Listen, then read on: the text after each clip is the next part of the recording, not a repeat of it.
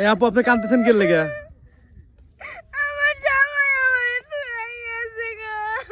আল্লাহ গো, কি কোন আপনি? এত সুন্দর একটা মাইয়া, আপনার জামাই চলে গেল গা, কাহিনী কি?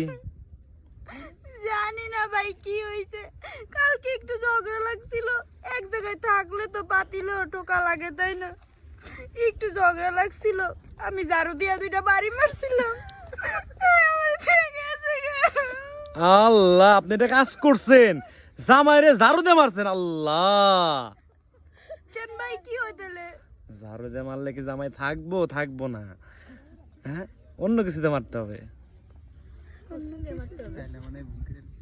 তাহলে মনে হয় ভুল করছি না, এখন কি করুন যায় কোন তো ভাই? একটা খুরসুন দিয়ে বাড়ি মারবেন একটা।